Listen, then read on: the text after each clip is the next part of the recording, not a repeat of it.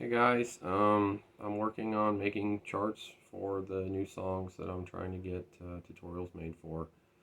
Um, One thing that I'm trying to start doing is including where counts happen. I'm trying to keep that as minimal as possible. I'm not trying to put every single beat in the song, just enough to sort of know when people need to stop and people need to start again.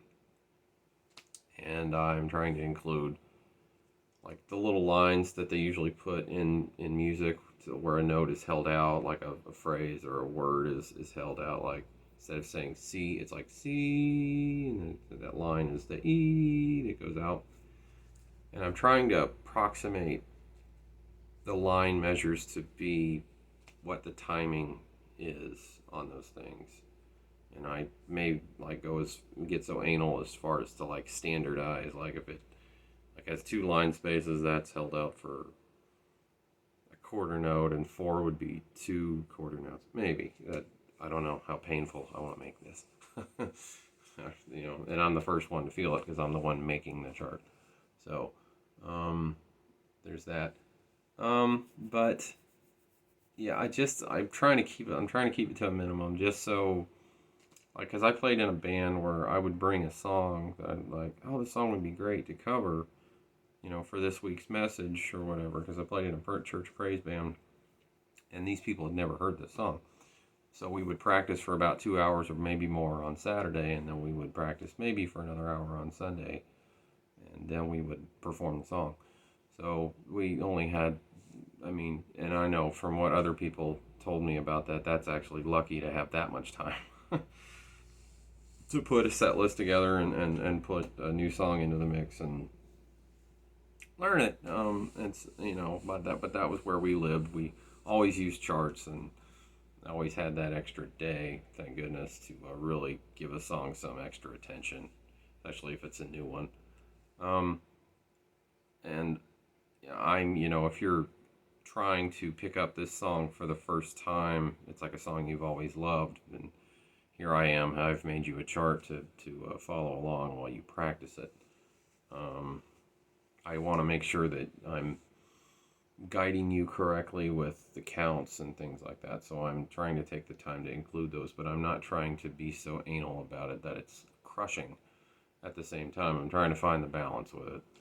Um, so I'm doing that with charts, and that's I could go back and edit old charts and do that with too. And I thought about that, and I thought about how much of a mountain that's going to be if I decide to do that. Just doing that would be a lot of work.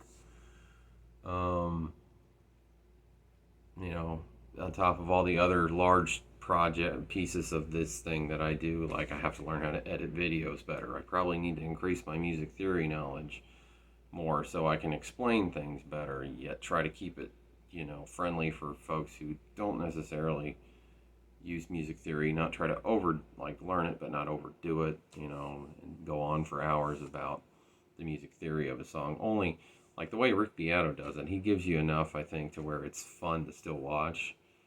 Um, he does explain the theory, but he doesn't it doesn't turn into a 3 hour college lecture. It's a 15-minute YouTube video, so that's nice. Short and to the point as possible, but enough to keep you on track. Um, so like there's chords that say there's a chord that needs to be held out for 8 counts, then I'll put the chord name and I'll put 2 3 4. Say the song's in 4/4 time, so it'll have the chord name 2 3 4 line dash to show a break from one measure to the next, and then 1 2 3 4, and then move on to whatever the next thing is in the song. Let me show you real quick what I'm talking about. If I can do that. So here's one of my charts I'm working on now. I don't know how well this thing's filming it because I can't see it, but here, maybe I'll hold it here. Hopefully the light's not too bright. But yeah, like I have the pluses here represent eighth counts. If I put 3 plus signs, it would be 16th counts. So that's something to think about if I were to do that. And I hope, not to, like I said, I don't want to get too anal about this and break down things too much. So that's going to be an issue. something I'm going to probably learn over time, and maybe people can comment on. And like this song has some, like these C sharp minor 4 in parentheses chords hang out for about 8 counts each before the next part of the verse is sung. So I've included that, and I tried, like I said, I tried to shrink the counts.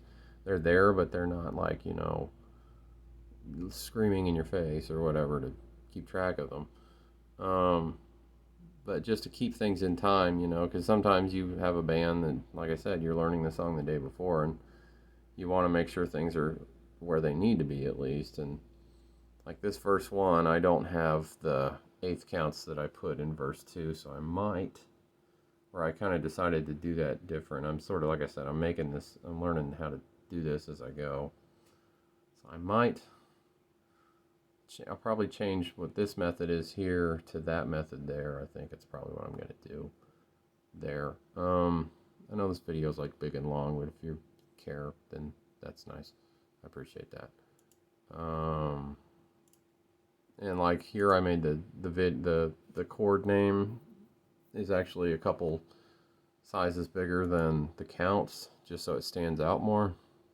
And everything's bolded, of course. I have some older folks that I played with, and they said, can you bold everything? It'd be a lot easier to read. And I'm like, okay, so I'll do that. So I'm doing that. But yeah, that's how much of the song I have left yet. And I usually space everything so at least chords and counts can fit above them. And hopefully there's space enough to where if you print out your own copy, the little notes that you need to write down for yourself to remember as you cover the song, you have room for too. So I'm not filling it up too much with my own little notes.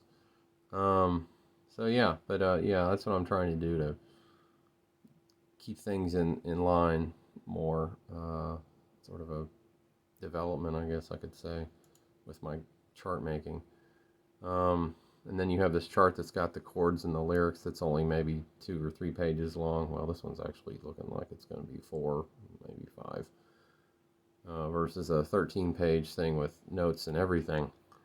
That would be very impractical to have on especially if you're trying to perform the song and you want to have the music in front of you just to keep things in line. Yeah, but I'm trying to minimize, this chords lyrics, hopefully cuts that in half at least, or more, of all the things you need to have in front of you while you work to possibly cover a song. So, or hopefully you get to the point where you know the song so well you don't need this at all, but this is here to get you from not knowing the song to starting to get the song together to having the song down and ready to go for performance of any kind. So anyway, that's what that is. This video is now 8 minutes long, and I didn't want it to be that, so I guess there's me wanting to make shorter, more to the point videos too. That I could probably work on doing that too. But yeah, so anyway, thanks for your continued support and watching. Comment and like and subscribe, and I have a Patreon. If you want to, help pay some of the bills to make this possible. So, all right, thanks a lot.